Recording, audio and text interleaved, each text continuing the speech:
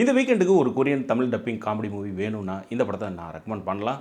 So husband in action movie தான் இன்றைக்கி நம்ம பார்க்க போகிறோம். படத்தினுடைய ரிவ்யூ போகிறதுக்கு முன்னாடி நம்ம சேனலை சப்ஸ்கிரைப் பண்ணுங்கள். கதை இதோ. இந்த கதையில் முக்கியமாக 6 பேர் தான். பழைய கபாலியான, அதாவது நம்ம ரஜினி மாதிரி இருக்கக்கூடிய ஒரு ஓல்டேஜ் கேங்ஸ்டார். அவர் ஜெயிலில் இருந்து ரிலீஸ் ஆவார். ஒரு மலைச்சாரலுக்கு இடையே அவருக்கு அல்ல கையா ஒரு 3 அப்பர்சிண்டிகள். போலீஸ் ஆஃபீஸராக இருக்கக்கூடிய ஹீரோ நம்பர் 1 ட்ரக்குக்கு எதிராக போராடக்கூடிய நபர். முக்கியமான ட்ரக் டீலரை பிடிச்சி ஆகணும் தான் இவருடைய குறிக்கோள். அந்த ட்ரக் டீலர் ஒரு ஹைடெக்கான ஆளு. ஏஐ பயன்படுத்தி, அதாவது சிம்பிளா சொல்லணும்னா, உங்களுக்கு ஒரு எஸ்எம்எஸ், இதுல இருக்கக்கூடிய கேரக்டருக்கு ஒரு எஸ்எம்எஸ் வருதுன்னா, அவன் தந்தி கம்பத்துக்கிட்ட போய் நிக்கிறப்ப அப்படியே அந்த தந்தி கம்பத்துக்கு பின்னாடி கையை விடு, அங்க ஒரு கவர் ஸ்டிக்கர்ல ஒட்டிருக்கும் மாதிரி பிரிச்சு பாரு, அதுல 10 மாத்திரை இருக்கா, இருக்குங்கய்யா அப்படின்னு ஓடிபியை சொல்லிட்டோம்னா நீ அதை எடுத்துக்கலாம், பணமும் அங்க டெபிட் ஆயிடும். இவங்க ஏஐ மூலமா கிட்டத்தட்ட 100 பில்லியன் யுவனை சம்பாரிச்சு வச்சிருக்கக்கூடிய மிகப்பெரிய ட்ரக் டீலர். இந்த ட்ரக் டீலரை மிரட்ட வராப்ல நம்ம பழைய கபாலி. இங்க பாரு தம்பி, நான் ரொம்ப வருஷமா ஜெயிலில் இருந்துட்டேன், என்னால் இந்த தொழிலை மறக்க முடியல, இந்த ஏரியாவுக்கு நான் தான் டான்,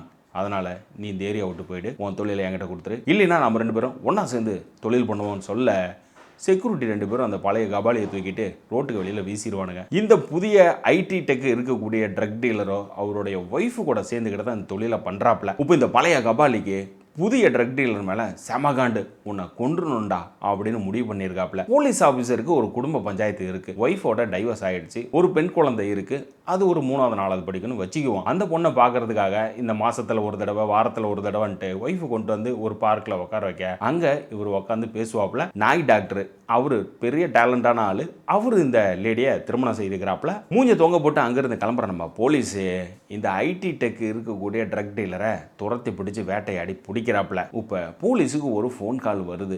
எப்பா சாமி, உன் பொண்ணையும் ஒய்ஃபையும் தூக்கிட்டோம், என் புருஷனை கொண்டு வந்து நான் சொல்கிற இடத்துக்கு விட்டுட்டின்னா உன் பொண்ணும் ஒய்ஃபும் கிடச்சிருவாங்க. அப்புறம் போலீஸ் தயவுசெய்து அந்த புது ஹஸ்பண்டுக்கிட்ட ஃபோனை விடு, உங்ககிட்டலாம் நான் பேச முடியாது அப்படிங்க.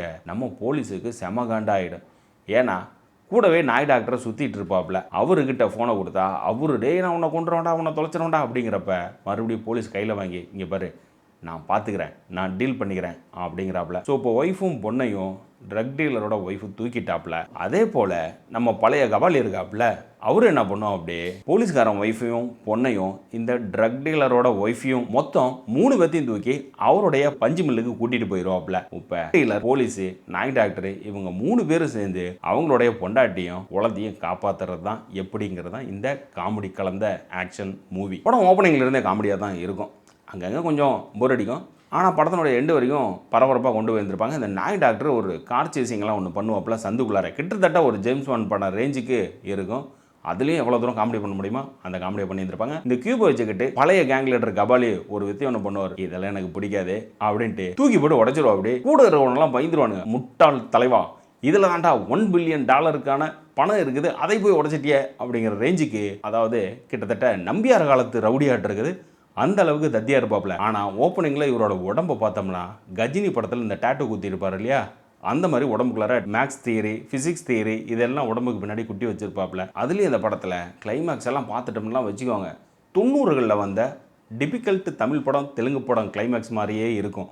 அந்த 3 பெண்களையும் கையை தூக்கி மேலே கயிறில் கட்டி வச்சுட்டு குழந்தைய சித்திரவதை பண்ணிவிட்டு ஹீரோவை ஐஸ் ரூம்குள்ளார போட்டு பூட்டி வச்சுட்டு, டேய் எந்த காலத்தில்டா படம் எடுத்துகிட்டு இருக்கிறீங்க அப்படிங்கிற மாதிரி இருக்கும். ஆனால் இது முழுக்க அந்த ஃபன் ரிலேட்டடாக தான் பண்ணியிருந்திருப்பாங்க. அது பார்க்குறதுக்கும் ரசிக்கிற மாதிரி தான் இருந்தது.